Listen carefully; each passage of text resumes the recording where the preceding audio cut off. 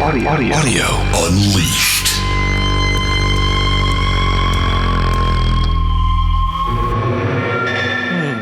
You going to give us a bam? I feel like I should. A bam. A bam. You like a bam? Bam. It's Audio Unleashed, the world's finest podcast, where we talk about audio and make fun of people we disagree with. Okay, that's a pretty good pitch, man. I like it. Is that going to be our new tagline?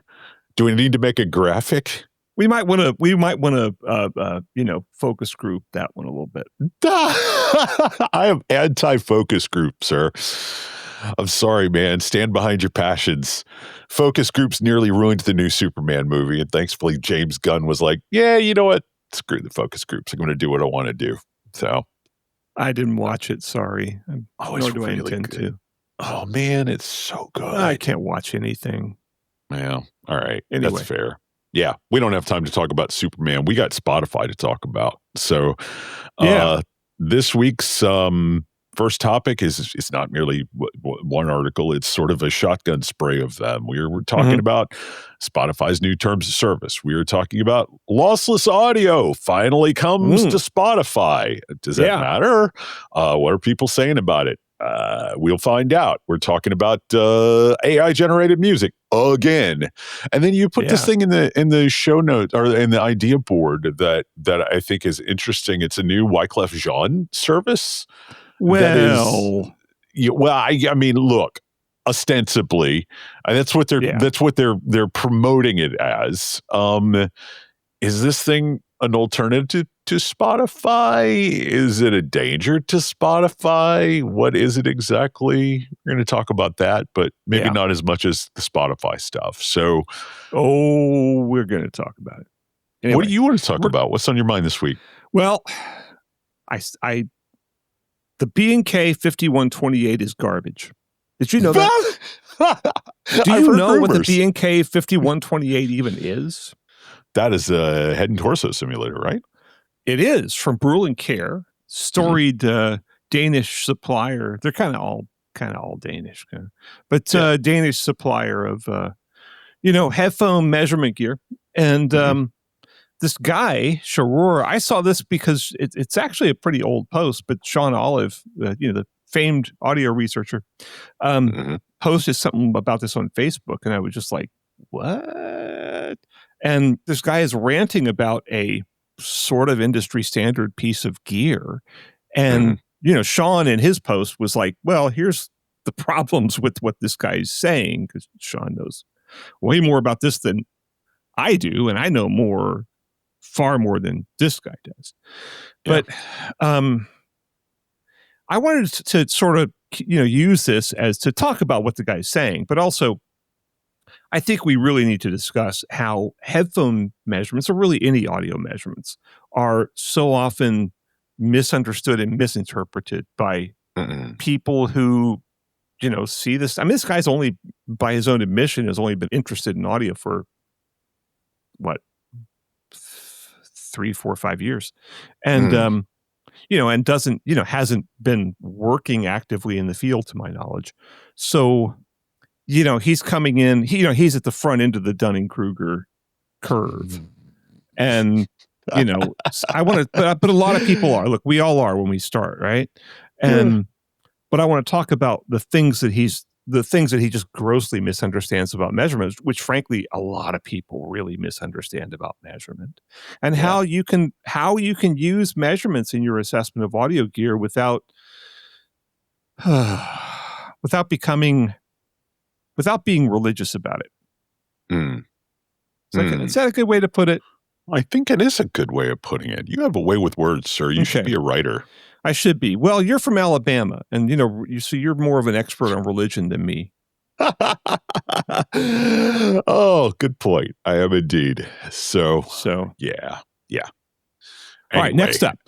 Next up, we're going to talk about another new piece from our favorite whipping post du jour, whatever, the publication that we like to beat up on these days. Well, a lot sometimes, but sometimes not. Headphonesty's got a new post called "Tidal and Qobuz Connect are ruining your hi-fi sound without dropping a single bit," warns principal network engineer.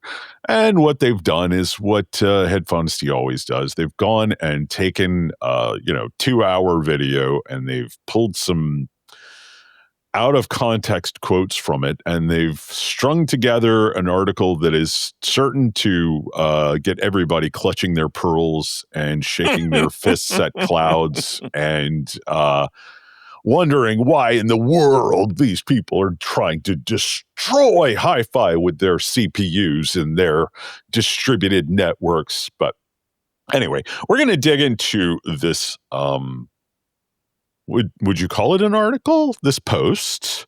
Yeah, sure. Why not?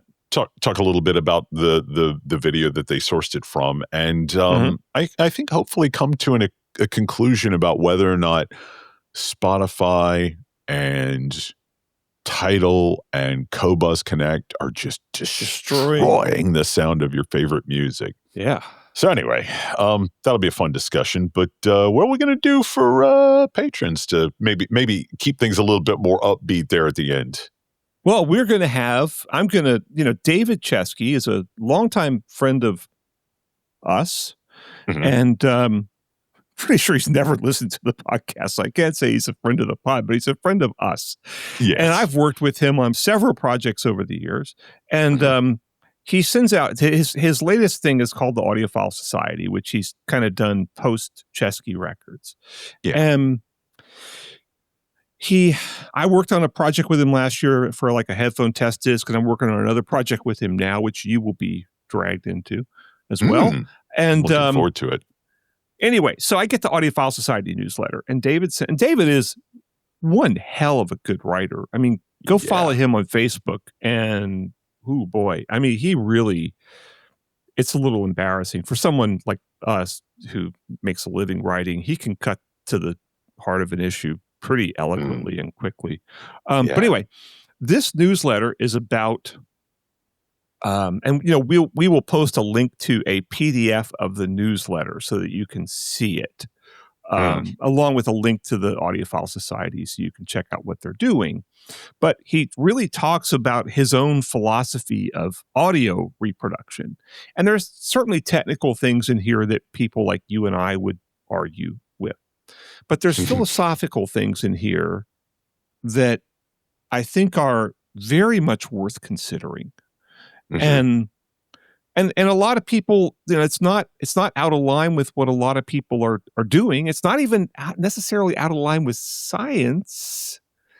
It's just a different way to look at audio reproduction than, the sort of technically perfect thing.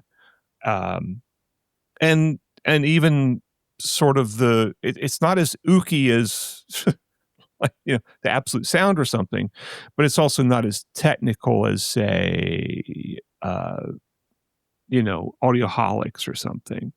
Right. It's kind of in between. It's kind of blending the two. That's why I thought it was worth talking about. So we'll read some of that. We'll discuss it, and it'll be fun. It's a different approach. And, that's what I value David for is, boy, David does not borrow his thinking from anybody. No, he does not. Not at all.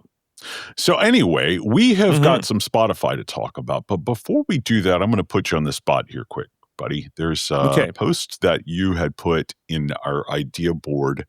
Not so much for, you even said, like, maybe that's not a lot to discuss here, but I just wanted you to read it. But I think it might be worth shining a light on this post. This is, it's not a whole segment. We'll just say, like, if people go read this. This is a piece called A Poor Man's Audio Show Review by Roy Midyett on stereophile.com. Did I pronounce his name correctly, you think? You're much better. I think probably so. Yeah, Midyett. Okay. Yeah. But talk about this piece and like what you liked about it, because like I said, we don't have a whole segment's worth to discuss here, but I do want people to go read this thing. Okay, so it's a report on The Show, which is now what used to be the Home Entertainment Show, and now is Total Hi-Fi Experience Show, SoCal, whatever. It's been an off and on show in Southern California for a long time. And he does a show report, and it's I think Stereophile did a show report on it, but it wasn't their usual in-depth thing. But I read it because I'm like, oh, what the hell? I never heard of this guy. What's he got to say? And I just have to say, I love this so much. It was so much. I hope this guy ends up doing a lot more writing because, number one, unlike most audio writers, he's totally not full of himself. Number two, there's none of the, it's just his talking about the experience of going to this show without trying to impress anybody, without trying to make advertisers happy, anything like that. It was just a really fun, short, but really pleasant to read show experience. I'm kind of like, God, I wish more of it was like this, because almost all show coverage is just like, oh, well, here's this company, here's what they did, and I thought it sounded, the inner detail was astounding, and then this company, and blah blah, and they did blah blah blah blah, and blah blah blah blah. There's none of that. This is a fun read. Go. This is journalism. This is this guy keeping a journal of what he saw and experienced, and then conveying it in a fun way, and that's enough. Exactly just go read it. Yeah, the language is really fun. There's nothing pretentious at all about it. There are a lot of exclamation points, which I probably would have removed about 90 of those if I'd have been editing, but that might have been the wrong move because it's just his excitement comes through. And anyway. So, yes, all right, go read that. But let's we didn't come here to praise Spotify. We came to crucify it. So let's talk about what's going on here. Where do we even start, buddy? What is the most agreed? I guess the biggest news here is that Spotify has finally gone lossless. So maybe we start there, because for $12 a month, you're getting lossless audio. Although interestingly enough, it's everything is at 44.124. Interestingly, which I have to admit, right? I think people probably who have listened to us enough know that I don't really get hung up on sample rates and bit depth. I just, but still, it's very odd that this is all 44.124. And I'll tell you why that concerns me. Not because there is anything technically wrong with 44.124. It's just, it makes me think that Spotify is doing some transcoding here, and I don't trust Spotify to do the transcoding. Is that fair, or do you think I'm just way out over my skis on that one? Well, you have to, it does sort of raise a red flag, because the sort of professional standard now, I mean, you can do 24.96, 24.192, whatever, 32 something. But 24.48 is kind of the professional standard for production. I mean, I do stuff. I'm not a high-res audio believer at all, but I do most stuff in 24.48. Unless it's the music for this show, which I know is going to be cut down to MP3, and it's just for fun anyway. And also it's banged out in a maximum of 1 hour. Yeah. From inspiration to, posting. And but so 24.48 is what, and David Shesky and I were just talking about this yesterday. It's sort of standard. And so you wonder, like, okay, Spotify could get all this stuff in 24.48, but they're not. They're basically in CD quality. And I don't know. It's a little curious. It doesn't surprise me. I mean, they're going to save server space, right? I mean, they have to store all this stuff somewhere, right? Sure. So they're going to save space. They're going to save, internet bandwidth. And, it's not like Spotify has a reputation for being concerned about quality. Quite the opposite. It does kind of raise some red flags with me. And you and I both dumped Spotify anyway. And we're at the phase now where we're baffled why people stay with it. But when there are so many more benign alternatives, I think it's inertia, man. When I transferred over to an Apple Music family plan, my wife stayed with Spotify for a while using the crappy free account just because she didn't want to rebuild all of her playlists. And I finally went like, you can import those, right? Like you can sign into your Spotify account through Apple Music and pull in all of your playlists and favorites and things like that. And she was like, oh crap, I'm done then, and I think for a lot of people it is just inertia. A friend of ours just came to me last week and was like, Spotify is icky, where do I go? And I'm like, I think for you Apple Music would be a good fit. And again, it was just all of my playlists, it's like, what do I do with all of my playlists? And again, I was like, boy, I hate to be doing advertising for Apple Music here, but like they make that easy. And it's just, I don't know why Apple does such a bad job of getting the word out that they will help you migrate. But I think that's really what it is. I think people just don't want to rebuild all of the personalization that they've built into Spotify over the years. So I want to throw all my playlists away. I mean, I don't have any playlists, but do I? Maybe I do, but I want to. That's one thing I liked about junking Spotify and going with Qobuz. It's like, I don't all this built up stuff over the years is all going to be wiped clean, and I can just start over. You're one of those people who actually is happy when your operating system is just completely trash because you get to reinstall everything from scratch, aren't you? You're that guy. I just buy a new computer. I'm just buying a new computer. Of course you do.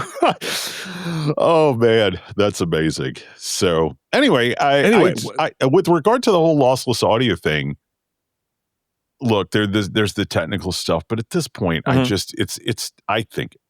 it's too late. I think anybody that actually cared about lossless audio left Spotify a long time ago. And I think anybody who's still with Spotify and dedicated to it probably doesn't care. And I think the people who care are the tech websites who are, what the heck do I write about today? Oh, okay. Yeah. Lossless audio from Spotify. That's a big headline. But they kind of have to. I know, but does it matter to normal people? I don't think it's done. I'll tell you, see, here's what mattered. And this is, hat tip to friend of the pod, Lauren Dragon, who posted this on the Wirecutter Slack about Spotify's new terms. And their new terms for musicians are horrifying. Can I read a little bit? Absolutely. Accordingly, you hereby grant to Spotify a non-exclusive, transferable, sub-licensable, royalty-free, fully paid, irrevocable, worldwide license to reproduce, make available, perform and display, translate, modify, create derivative works from, distribute, and otherwise use any such user content through any medium, whether alone or in combination, blah, blah, blah, blah, blah. I mean, this really upset me because, first of all, you're retaining your rights, but you're also giving them full rights to your stuff to do anything they want with it. Specifically, obviously, what they're going to do is they're going to use it to train AI. I have a question for you, buddy, and I feel like I'm going to use up my quota of ignorant questions in this episode, but with regard to this legalese stuff and terms of service, you're just far more knowledgeable and intelligent than I am. But I'm wondering if you could clarify something for me. I don't understand the phrase user content. Is that to me, it would not make sense to be like you as a musical artist uploading your album to Spotify. Why would they call that user content? Because you're not a user, you are an artist. I mean, does that cover point. Like your album? Are they allowed to do this with your album, or is this like comments and playlists and things like that users like their avatars or whatever? I don't know. I just all of the above. I have to point out, you don't upload content to Spotify. Okay. You upload content to a digital distributor such as CD Baby. Okay. Mm-hmm. And CD Baby then provides it to all of these different services. Mm-hmm. And so, I mean, I've had, I've got content on Spotify. I've had absolutely zero interaction with Spotify or with any other streaming service. Yeah. And, so there's the thing is, the people whose content is appearing on Spotify are completely unaware of Spotify's terms unless they just happen to go read this, or unless they are, I don't know, Neil Young, or unless, who's kind of been at war with Spotify, or unless they have a manager or a lawyer who went and read this. And I assume that obviously record companies have pretty kick-ass lawyers, and I assume that the lawyers have done this. Although, however, it's entirely possible that the record companies have their own contracts with Spotify. So, because I assume record companies, I don't know this, but I assume record companies are probably handling their own digital distribution rather than paying CD Baby. Right. Or DistroKid or whoever, right? Yeah. Yeah. So probably the record companies have their own contracts, and Taylor Swift is not granting Spotify a non-exclusive, transferable, sub-licensable, royalty-free, fully paid, irrevocable, worldwide license to do whatever the hell they want with her work. I think that's a pretty safe bet. But for independent artists, small labels, things like that, you're basically giving them the rights to do anything they want with your work. Anything they want. And I just have to say, I mean, I've been on both sides of contracts for my whole career. And, as a freelance writer and as a, former editor, you're doing both, right? And you want, as a publication or as Spotify, as someone who's carrying this stuff, you want to have a reasonable amount of rights. In other words, you don't want, you want to be able to republish something and not have to go through a lot of hassle to do it. And, the legit way to do it is if you're playing, like, when I was at Home Theater Magazine, we had a contract where we had first serial rights, and we would, we pay you for your article. And then if we wanted to republish it as part of an anthology or as part of a buyer's guide, which is what we did, we would pay you, I can't remember, 25% of the original fee. Yeah, that's a fair thing, right? And I mean, although there are things when we just did full buyout, because it's like, what, this is not going to get republished, and just give us a full buyout. Okay, fine. And then we don't ever, but then we still couldn't just go do whatever we wanted with it. And this is basically Spotify saying, hey, to me and to millions of other independent artists and labels, we can do anything we want with your work, including using it to train AI. They don't say that, but given today's climate, you have to assume they're going to use this to train AI.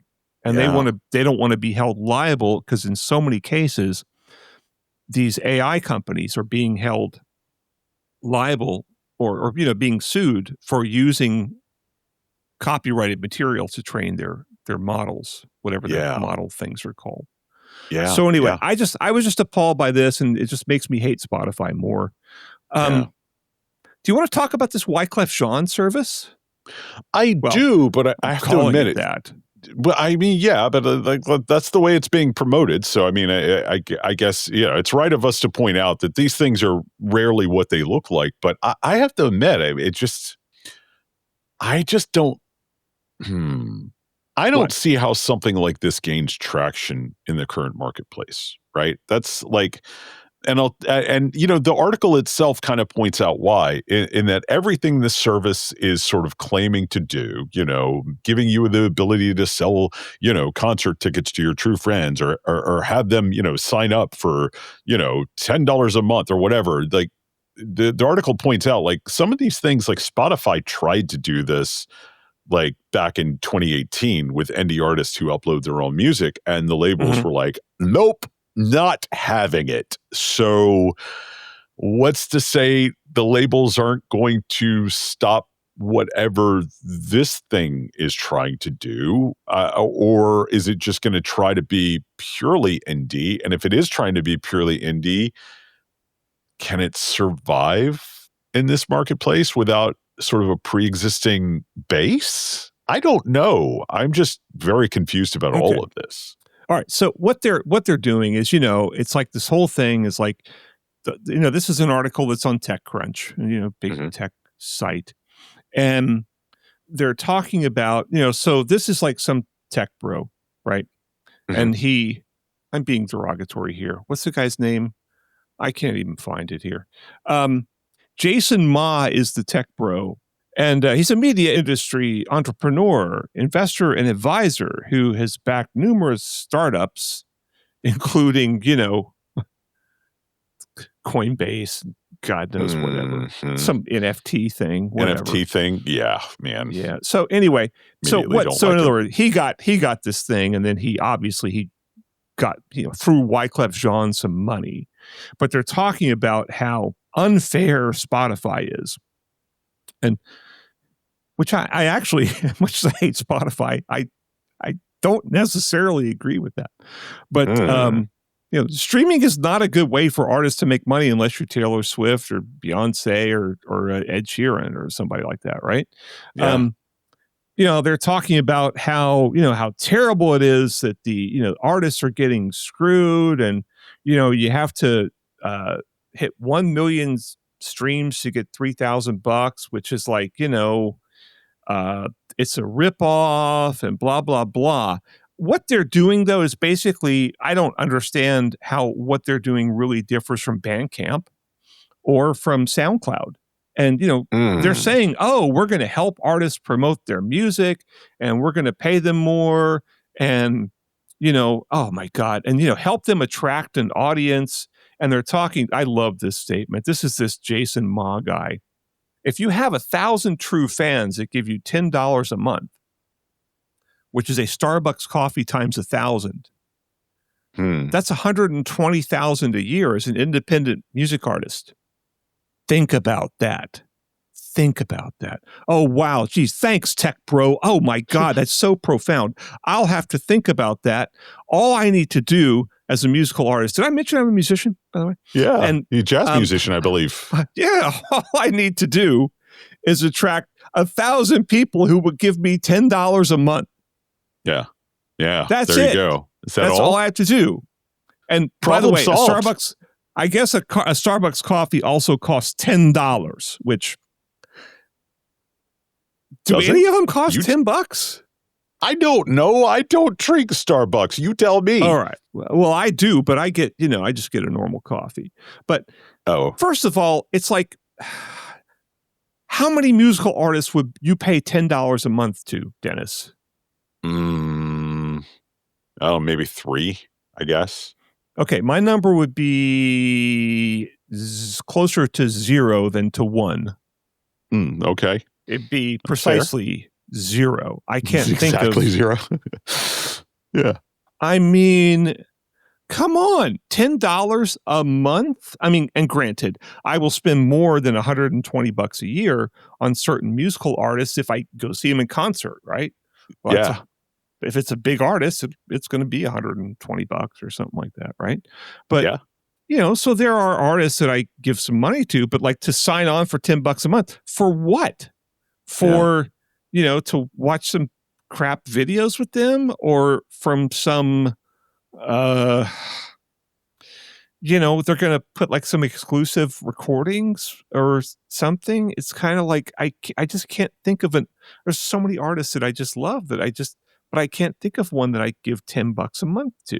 And this guy acts like, oh, you can just so easily go get 1,000 true fans that give you $10 a month. Well, as podcast producers, we can tell you that ain't so easy. No. But anyway, they're not promoting, they're not doing anything that I can tell that Bandcamp's not doing. And Bandcamp for artists is great.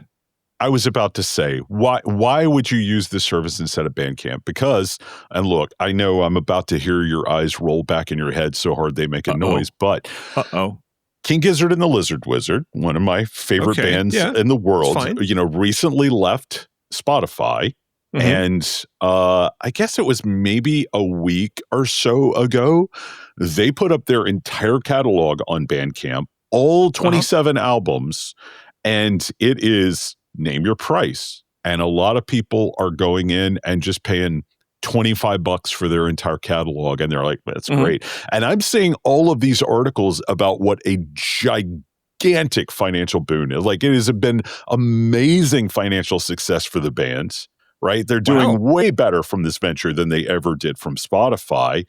And it's just like, okay, given that, what is this new service going to do for a band like that Bandcamp can't already do? I mean, they're making noise about, we're using AI to help artists in the way a manager could. But other than that, we've already got Bandcamp. Why do we need this thing, right? And are you going to get new artists like, going over to this instead of Bandcamp, which already has an installed base, which already has infrastructure, which already has really good discovery tools? Like, why? What's the point here? What is new? And it's been around for, 10 years or something. And I mean, I wrote an article about it for Jazz Times, like 6 years ago. Bandcamp, you mean? Bandcamp, not this new thing. And I put all my stuff on Bandcamp, and it takes like no time at all. It's a professional presentation. You can email your page to people and go, hey, here's my page. Yeah. And, and they can spend nothing, or they can spend $10 or $25, like you're saying. So this is all these tech bros are not, I don't mean to be misogynistic. There are tech women too who I despise just as much. But, oh boy, I might clip that very selectively and make that the title for this episode. But these people are not going to save the music industry. They don't care about the music industry. They just want to siphon off money from the music industry. And that includes Wyclef Jean too. Come on, he's a rich gazillionaire. He doesn't. I get so tired of this. Just go get Qobuz or go get Apple. You say if you like Apple Music, that's good enough for me. There are alternatives. We don't have to. And if you're an artist, just get on Bandcamp. God, it's just so easy. You could do it in like no time, and you can make a little money. And I've griped in the past so much about these streaming service algorithms. Like, I don't think any of them has really. Now, Qobuz has helped me find new artists, not because of their algorithm, but because of their magazine, which I think is fantastic, right? But I've actually discovered new artists on Bandcamp that I legitimately love. And that is, aside from Qobuz's magazine, that is something that just doesn't happen for me with streaming services. So that's got to be worth something. Okay, I think we should move on and talk about garbage. All right, not the bands, the BK5128. Yeah. The head and torso simulator that a YouTuber claims is garbage. I think that's a good idea. Let's get some water and come back and talk about that.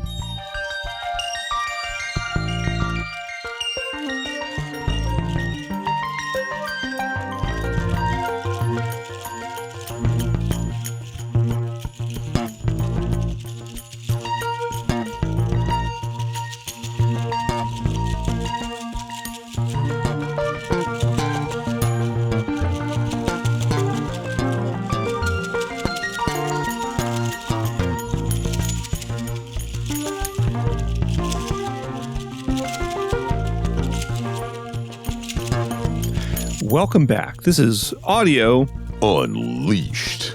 And we are going to talk about the B&K 5128, which is a head and torso simulator. So this basically looks like if you took somebody and cast them in plastic, if you shaved off all their hair and stuff like that, and you also kind of like low-resed all their features, and then cast them in plastic, and then hollowed out the head and put a couple of ear simulators and probably a mouse simulator in it as well.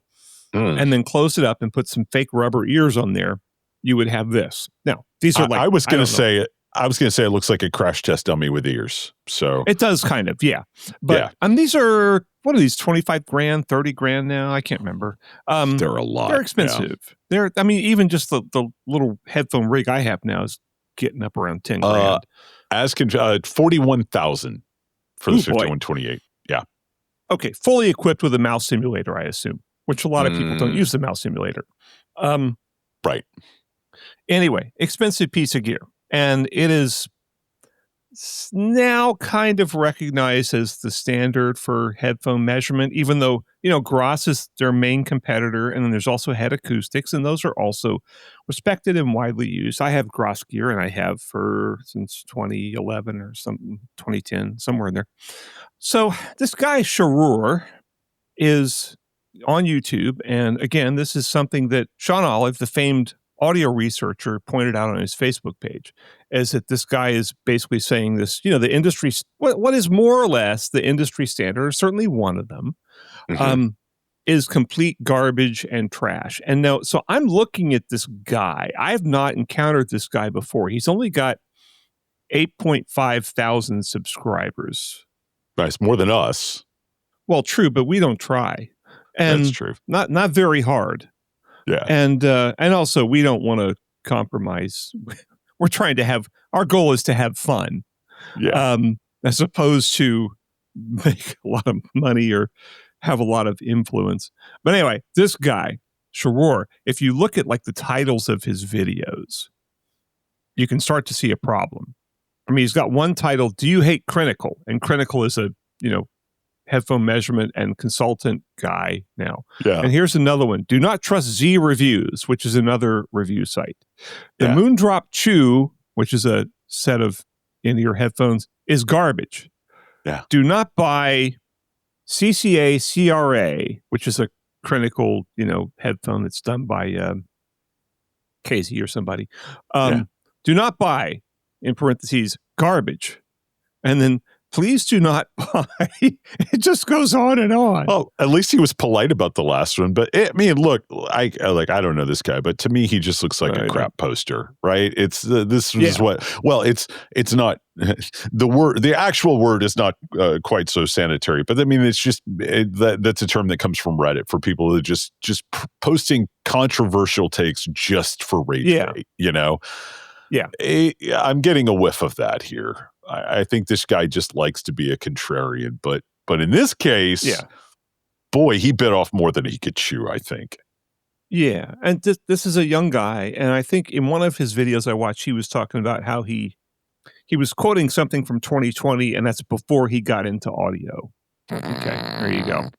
So he's in way over his head. He doesn't have, look, to really be an expert on audio, and specifically on audio measurement, you really got to put the time in. It just takes a long time, and you got to make a lot of friends. You got to talk to the people that are already doing it. You got to build relationships with the audio measurement companies who sometimes will help you out. You have to read a lot. It's a hard thing to do. Would it also be fair to say that you've got to make a lot of mistakes and have a lot of humility?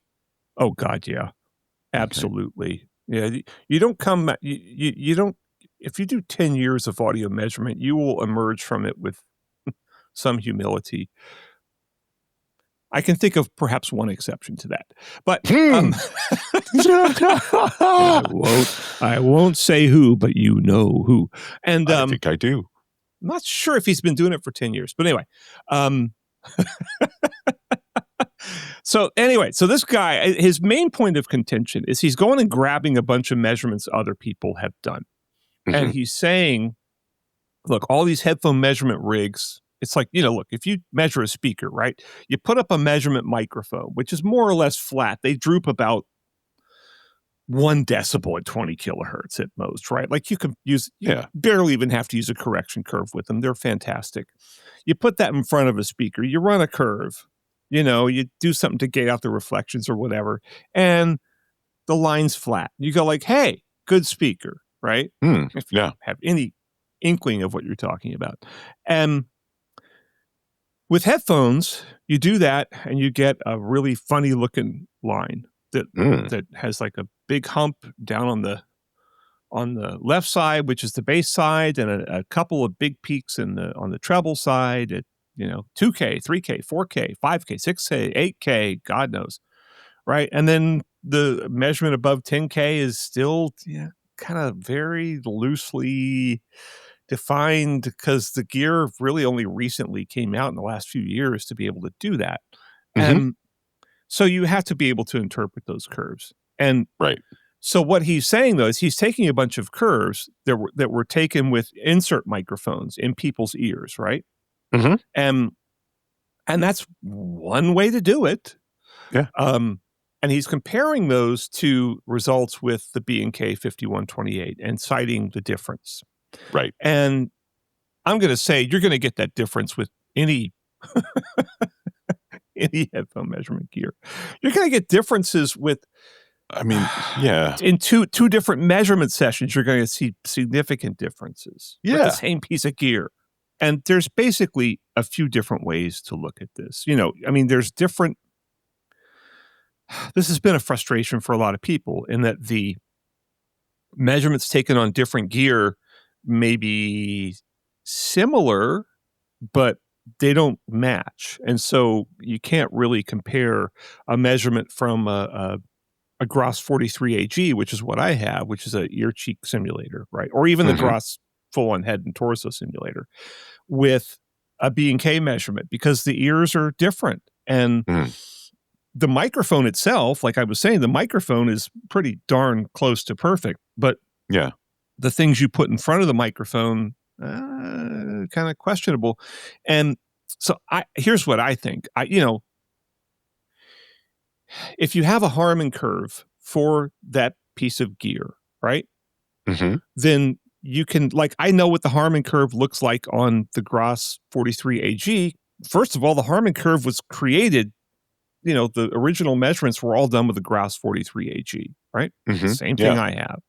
And that's what I started trying to apply. When I first got mine, I started to apply a lot of different curves to it. I tried to use a diffuse field curve, which is what Tyler Hertzens used to do on, what was that site called? That wonderful headphone site he did. Interfidelity. Interfidelity, Yeah. And so I kind of copy what he did. I'm kind of like, I'm not sure that really corresponds with what I'm hearing.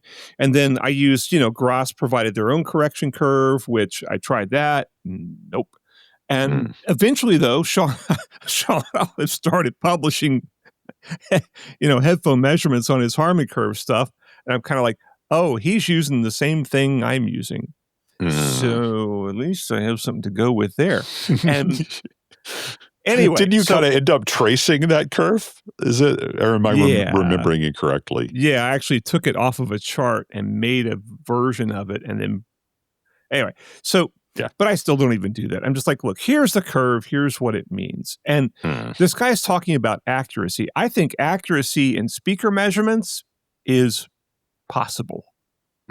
Still going to be a little different depending on how you do it, right? Yeah. Accuracy in headphone measurements is, in my opinion, a fool's game because they are not accurate.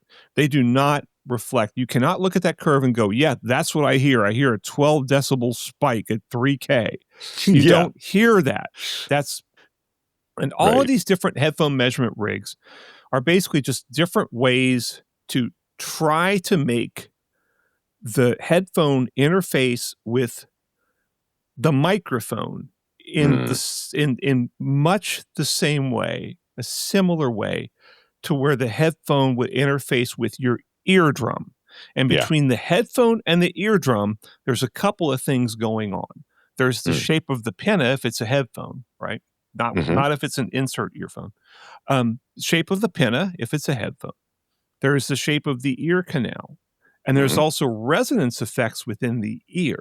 And an ear simulator, like all of these headphone measurement rigs are based on some kind of an ear simulator. And the classic one has been the so-called 711 ear simulator, which was codified, I think, in the 70s or early 80s, something like that. Can't remember. But that's all codified. It's got 2 resonators inside there. It's just a little cylinder. It's only about an inch in diameter, maybe a little more, and only about an inch and a quarter long, something like that. But it's got a couple of resonators in there that basically mimic the acoustic response of your ear. So basically the driver of the headphone, between the driver and the mic or your eardrum, whatever, but between the driver and the mic, you're trying to simulate what happens with the human ear. And obviously every human ear is a little bit different. Some of them are a lot different. But you're trying to come up with some reasonable approximation of that. Accuracy is just not going to happen. And but as I understand it, the B&K is a lot more linear above 8 kilohertz, though, isn't it? Right, but Gross also has their own answer to that, which I use as well, which is the RA0401 or 0402 ear simulator, which they came out with 5 years ago. I reviewed it for Audio Express, and it works. It basically there's a big resonance at 13 kilohertz or something that screws up depending on what headphone or product you're measuring. Usually it's at about 13 kilohertz, and they put some damping in the new products to kind of damp that down. Mostly it doesn't damp it completely, but it kind of gets out of your way so you can look at your high frequency measurements. But we still, other than the so-called Knowles curve, which basically adds high frequency stuff onto the Harman curve, right? Because Harman curve only was valid up to 8K. Right. And Knowles curve takes it up, and basically Knowles curve recommends it's a pretty gigantic high frequency boost in addition to Harman curve. And, I've evaluated, and it seems to, I don't know that anybody's really done a good scientific paper evaluating, independent scientific paper evaluating that. However, I've done it. And, I wrote an article about this in Soundstage years ago, and it seems to make sense. But if you have that curve for whatever piece of measurement gear you're looking at, right? You can tell what a headphone's going to sound like. It doesn't matter if this guy thinks it's accurate or not. I can take the Gross 43AG, which I assume, since that's the main competitor to B&K, along with Head Acoustics, I assume he somehow thinks that's more accurate. But Sean Olive points out that, the B&K fake rubber ear has a lot more research behind it than the Gross fake rubber ear. And I don't know about that, but, yeah, Sean Olive can make a pretty effective appeal to authority. So, but it doesn't really matter because, what I used to do with my headphone measurements in Soundstage is I would just take a Harman curve headphone, like the AKG K371 I'm wearing right at this very moment. I say, look, here's a Harman curve headphone. Here's one that Harman says is right on Harman curve. And here's how this headphone that I'm testing compares to it. All right. Yeah. And I could do the same exact thing with the B&K 5128, and the results would be very similar. The comparison, in other words, the headphone under test might have a 2 dB boost at 4K over an octave relative to Harman curve, and that boost will show up pretty well no matter which headphone rig you're using. And I got to point out, some people design headphones with nothing more than what I'll call a plate mic, which is basically like you have a plate of wood or metal or whatever, and you stick a measurement mic through it. Yeah. And you clamp the headphone to it and you run the measurement. I mean, Dan Wiggins, who does periodic audio and also consults for a lot of people, he told me he does that. And he actually is the U.S. rep for a measurement, Crysound, which makes measurement gear as well. And he said, I just use a plate mic for a lot of my stuff. And, V-Moda, I don't know what they're doing now since Roland bought them, but all the original V-Moda stuff was done with a plate mic. And yeah, some of it was pretty bassy, but it was designed for DJs, so it was supposed to be bassy. Yeah.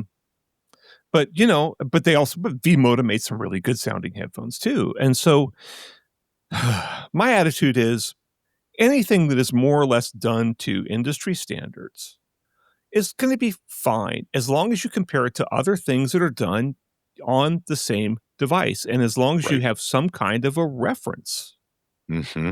Yeah. If you say, look, here's Harman curve or Knowles curve or whatever you want to put up there, or who was it? Sound Guys? No, Headphones.com did their own Headphones.com, if I remember correctly, came up with their own curve for the 5128. Basically, that's a Harman curve interpretation for the 5128. As long as you have some kind of a reference that tells you, okay, relative to Harman curve, right? Yeah. This is a little more trebly, because maybe you like something that's more trebly than Harman curve. You know, and if you're a headphone enthusiast, that's what the sound guys did, by the way. The sound guys did do the sound guys had their headphone preference curve, because I see that referenced on Reddit almost as much as I see Harman target curve referenced. Okay. So apparently Redditors really like it. And that's fine. If you know what that curve sounds like, then you can see a headphone measured relative to that curve, no matter what piece of gear is measured on. Mm-hmm. And you'll know roughly what that headphone sounds like. Yeah. The accuracy comes in the comparison to a standard, not in the device that you're using for the measurement. Yeah. And for people who are just tuning in maybe for the first time and don't know our philosophy with regard to all of this, and might get confused while we're talking about measure, the gold standard here is still listening tests, right? Yeah. But I think this would be the way I would put it. You might put it differently and probably better, but the way I would put it is having measurements saves you from having to do extensive listening tests every single time, right? If you've got a body of knowledge of which headphone target curve people prefer or which headphone people prefer, right? You don't necessarily have to put that headphone on somebody's head and then the one under review to do the comparison. If you've got a measurement of them, then you can do a comparison at a temporal distance would be a way I would put it, you know? Yeah. I mean, if you have, let's say if you had a panel of 12 people that you could easily access and you could set up, well, doing blind headphone tests is difficult. You really kind of have to do as Harman eventually did and just basically measure the frequency response and then emulate that frequency response and test whether or not people liked it. Mm-hmm. As opposed to testing the headphone itself. But still, you could just get a panel of 12 people, or better to have 100, but you can't. Mm-hmm. Even 6 people. I think the original Harman curve stuff was done with 6 people. And, and it's still holding up, by the way. Mm-hmm. And, get 6 people and do it, then you don't need to do measurements. Say, here's who my panel was, here's their ages, here's their genders, whatever. And, here is what the average that they did. Then you don't need to do measurements. But honest to God, it's very expensive to buy headphone measurement gear, but ultimately then you can competently review tons of headphones. And believe me, getting a listening panel is just, it is difficult. Yeah. And often expensive. You got to, people quite often won't do this for free. You got to pay them. Trust me. I've been through all this. I'm going through it right now. Yeah. And, so that's why you're right. That's a good thing to point out. That's why we do measurements. And these measurements are working. Mm-hmm. They are working. They are telling us what these headphones sound like without us having to do a panel. It doesn't tell you whether or not you're going to like a particular headphone, but it tells you if a headphone is kind of in the ballpark of what you might like. Yeah. There you go. Yeah, there you go. I don't think I have too much more to say about this one, buddy, other than I lament the fact that this sort of rage bait is unfortunately what passes for journalism in a lot of places these days. And granted, again, he doesn't have the huge audience. There are a lot of really good YouTubers out there that have a much bigger audience, but I predict this guy's going to go far because unfortunately this kind of stuff pushes the right buttons, and it's just, I don't know, it's unfortunate to me that this is where we are as a society. It is. And I got to say, though, we're not going to fix this problem because his motto, as cited here right on his YouTube page, is, if I don't love it, I don't listen. He ain't going to love this. That is a good point. All right, buddy. Well, I'm going to go get a drink of water, and I'll see you in a few minutes, okay? All right. We'll be back in a minute, everybody.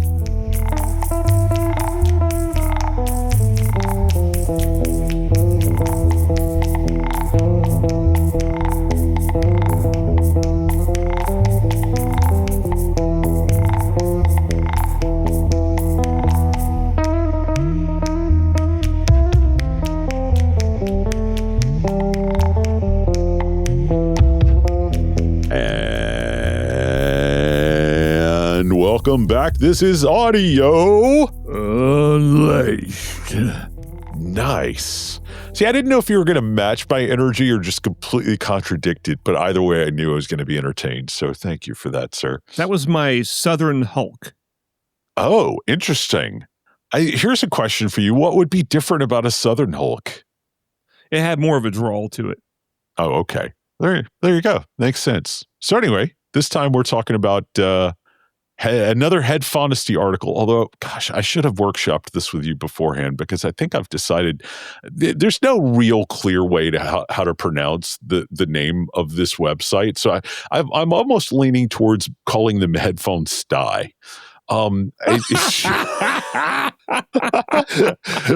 But anyway, they've got another rage bait article here called Tidal and Qobuz Connect are ruining your hi-fi sound without dropping a single bit, from principal network engineer. And this is an article by Alexandra Plessa on Headphone Sty. The deck is just perfectly rage baiting. That bit perfect promise falls apart once your endpoint starts crunching FLAC and encryption nonstop. So here's basically what it boils down to. Okay. This guy, David Snyder, is a principal engineer at Palo Alto Networks with more than 30 years of networking experience. And they're saying that basically in this long talk that he did, this Zoom event for the Audiophile Foundation, Audiophile Streaming in 2025, they are claiming that he is claiming when you use Tidal Connect or Qobuz Connect, your streamer becomes far busier than it appears. The endpoint device logs directly into the streaming service, maintaining an encrypted connection while handling multiple demanding tasks simultaneously. And basically they're saying that is bad because it uses the CPU of your streaming device too much, and CPUs are noisy, and therefore it's introducing noise into your signal chain. They never really talk in specifics. They're just basically quoting this guy as an expert and talking about, he uses a simple Raspberry Pi as an endpoint to get around all of this. But as I was reading all of this, as you pointed out in our idea board, I used to be the head of IT for the largest civil engineering firm in the world. I was their head of IT for the Southeast, not for the whole world, right? So basically, Alabama, Georgia, Florida, Mississippi, I was head of IT. So I know, look, I'm not appealing to authority, simply saying I know something about networking, you know? There were some things here that made me think, this guy's being quoted out of context, and I didn't want to judge this David Snyder unfairly. So I dug through the numerous links that they have and finally figured out which one actually led back to the source video. They make it difficult to really find what their source is, and they throw a flood of links at you, so it's not easy to find. But you can find it if you click around enough. And this is a 2-hour and 17-minute and 33-second seminar on audiophile streaming in 2025. And I did not watch all of it because I could not. I could not sit through 2 hours and 17 minutes of this, but I watched enough of it to realize they are taking him out of context. I skipped around a bit, and there's this thing, it's maybe, gosh, I can't remember, maybe an hour and a half or so into the video, maybe an hour and 45, something like that. It's closer to the ending than the beginning, where he brings up this issue. And what he talks about is the old debate about whether FLAC was truly bit perfect compared to Wave, because your CPU had to do more work to unpack it. And is that load that it's putting on your CPU affecting the audio quality? He brings up that controversy, brings up the history of that discussion, and you would think then, based on this Headphone Sty article, he said, and the same thing is happening here. And that's not what he says. What he actually says is, look, if you use the networking best practices that I'm advocating for here, this question is moot. And a lot of this, he's talking about basically not noise in the signal chain, but noise in the room. He talks about things like if you've got a NAS drive where you're storing your stuff, put that in a closet because the fans on those things are loud. He's talking about the noise of the electronics basically distracting you from your listening. Now, again, 2 hour and 17 video. I might have watched an hour or so of it. It could possibly be that at some point he makes a claim about CPUs or something like that, adding noise into the signal chain and is audible. But as best I could tell from listening to it, what he is saying is being so quoted out of context that it's dishonest, because he's not saying FLAC is bad and it's a load on your CPU. He's saying, I know that this is a debate, or it was a debate a long time ago, but as I'm advocating for you to set up your network for best practices in audio streaming, it's irrelevant. So let's move on. And then, my God. Wow. Yeah. So guys, if you're reading an article from anybody who's quoting somebody else and they want you to be really mad about what this person is saying, go to the source. Just go to the source and watch it. And I know you don't have time to watch a 2 hour and 17-minute video about audio networking, but click on the transcript and search a few key terms from quoted sentences and try to read them in context, or skip to that part of the video. But anyway, it's sad. Oh, Brent, this is interesting. What? So I just scrolled down to the comments section of the video while I was talking, just to see how many people had responded and to see if anybody brought up the issue that I'm bringing up. And there are not many comments on this. But one of the comments is from David Snyder, the guy who gave the talk. The guy who's being quoted, and here's his comment. A quick clarification for those finding this video via the Headphone Sty article. While the article provides a fair summary of my presentation, I was not consulted on it and do not endorse its sensationalist headline. The title overstates the case and doesn't accurately reflect my technical view. As always, the opinions expressed here are my own and not those of my employer. Boy, I could have saved us a lot of time if I'd have seen that comment ahead of time, wouldn't I? Yeah. Well, here's what really got me incensed about this is it says Snyder's main concern comes down to how processing load affects digital audio. The more work the CPU does, the more radio frequency and electrical noise it produces, which can then leak into nearby audio circuits. And this is the same. So he didn't say this, apparently. I don't know exactly what he said. You saw the video. I didn't. But this whole notion of radio, we've talked about this before, and we're going to talk about it again. The whole notion that radio frequency energy is this phantom menace that is, destroying your audio because it's leaking into the audio circuits and all this kind of crap. And there's just so many people who, frankly, I consider to be scammers or idiots. You can make your pick. I don't care. Or that's not fair. They could be both. Yeah. That's my opinion. I'm not saying they are. Just my opinion, which I'm still free to express for a while. For a while. So all these people are saying, oh my gosh, RF is this huge problem. And you need to buy, a power strainer thing, whatever you want to call them, an AC line conditioner to get rid of all this RF that's coming in on the power lines.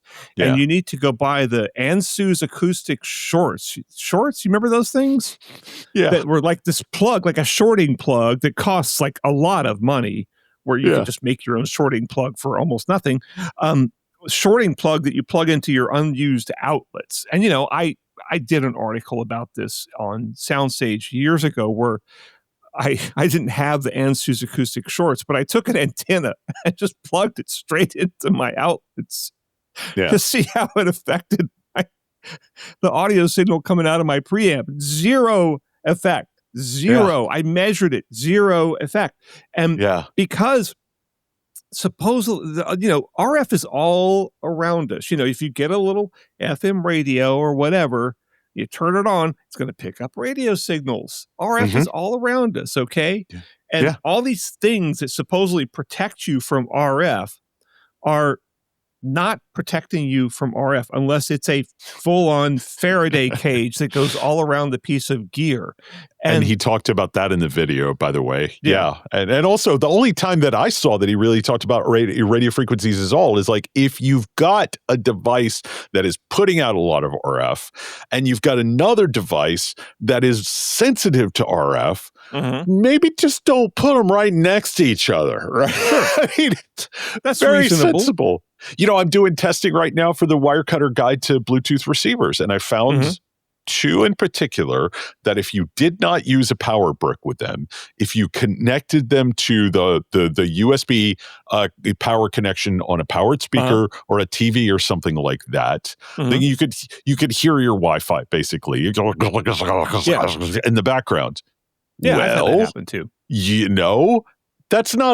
That's not some mysterious thing. You hear that and you immediately go, oh, I know exactly what's going on. That's not some indescribable smearing of the sound or whatever. It's just like, crap, I need to move something here, plug it in somewhere else. So, yeah. Yeah, I kind of feel like anybody who wants you to be concerned about smearing of the sound is just somebody who wants to sell you something but isn't smart or diligent enough to come up with something that actually does something. So they just make a bunch of stuff up. Again, my opinion is right, but whatever. And I just really get upset when people start talking about all this RF stuff, and so many of these reviewers don't understand how RF works or how audio works. It's called frequency response. Look at the frequency response specs of the thing that you're doing, Yeah. It's going to be what, 10 hertz to 100 hertz if it's a preamp or an amp, probably. It's going to be whatever, for a speaker. And by the way, the amount of energy going into a speaker is way, way, way, way, way, way, way more than the energy of radio frequency signals. Yeah. Many orders of magnitude more. I can't remember how many. I calculated it once, but it's a lot. It's this tiny, tiny, tiny that, again, doesn't even show up in noise measurements. Right. All these people who claim this, unless they show measurements, which, by the way, very cheap to do these days on RF. You can buy RF measurement stuff for $50-$100 on Amazon. Yeah. And that's good. I use the stuff myself when I test antennas for Wirecutter, and you can measure the stuff and you can show the effects. So if you're making these claims about RF, show the effects. If they're there, you can measure them. You can measure them cheaply. Just show it. Don't talk about smearing of something, because anybody can say, oh, yeah, that's smeared. Yeah. I hate this stuff so bad. This stuff just drives me up the wall. Yeah. I got to tell you, buddy, I sometimes get tired of telling people, I hope you have a nice day. I hope you have a nice day. I think I'm going to work on a new greeting. I hope you're never quoted by Headphone Sty. That is the kindest well wish I can think of. But anyway, and that's the whole thing is, whenever this guy's not making these claims apparently, but like whenever you're making these claims, right? Document. Don't make the claim. Don't just make the claim of smearing or loss of inner detail or whatever, or loss of emotional connection. Show, whatever you're doing, publish listening tests, say, hey, I got 6 people, blind conditions, and they heard it. Better get, 20 people, right? But like, hey, here's our listening test. Here's how we did them. Here's what we heard. This doesn't cost that. What's this going to take you? A day? Yeah. To set up the test, do it. 2 days if it's a really complicated test. To set up the test, bring the people in, do it, compile the results. I've done it a zillion times. I do this routinely. This is not that hard. Or Just run the measurements. Show the measurements. How does it, show me the RF. It's like, even, give me a spectrum analyzer, RF spectrum analyzer. Again, the one I use, which is really good. I think I paid $50 for it. I mean, you got to hook it up to a computer, but still, just show me this stuff. If you're just making all these claims and you're not showing listening test results or measurements, in my opinion, you are just a scammer. Well, that's a little too. You could also just be really dumb and really actually believe that, like, oh my God, I stuck this thing into my preamp's unused input and I heard a much wider soundstage and what was it? Less smearing. Yeah. Less smearing of detail. Yeah. Anyway, I think it's about time for us to wrap it up and do some credits and talk about something a little more pleasant for our patrons. What do you think? Smearing can be pleasant, I guess. Well, I mean, if it's like peanut butter, I like smearing peanut butter. Yeah. Or, mayonnaise is good smeared. If you're recording the sound of a saw cutting through metal, you probably want to smear that. Probably. But a lot of people, I have not recorded that yet. So no, anyway, let's screw all this stuff. All right. So what are we? All right. So this is a Butterburger production. It's a Butterburger production. I'm so proud of you right now. It is a Butterburger production. And I know last week I promised that, or last episode, I promised that we'd be working on some new music. Buddy, my life has just been chaos. I haven't worked on jack crap. So I'm going to recycle again because I'm mixing and mastering and editing this one. Okay. So I'm gonna pull out some Butterburger greatest hits, or maybe one from me and one from us, and I'm gonna try real hard to have some new beats for you next time. Cool. You got anybody you want to thank? Any shout outs you want to give? No.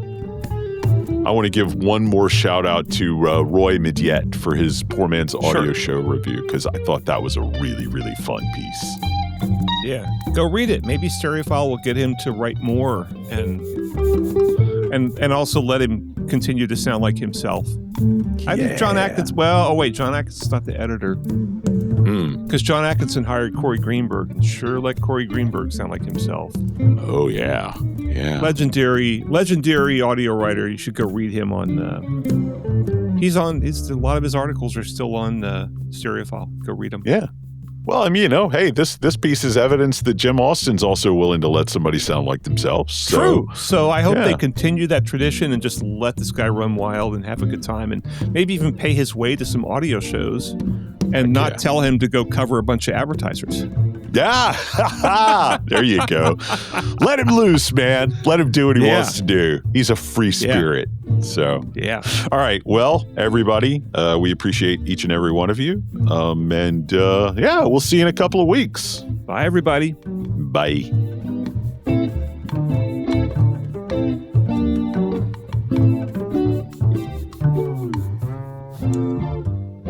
Hey, thanks for sticking around to the end. If you liked what you heard and wish there'd been a little bit more of it, we got some good news for you. Indeed, we do. If you check out patreon.com/Audio Unleashed, all one word, you can get new episodes a little earlier than everybody else. And sometimes it's like a day or two early. Sometimes it's nearly a week. We never really know until we start editing. But the big plus is that you get extended cuts of every episode. And usually that's going to mean a whole extra segment that's about maybe a geekier topic or something that's a little more personal to us, or something that's just going to really appeal to the hardcore Audio Unleashed listener.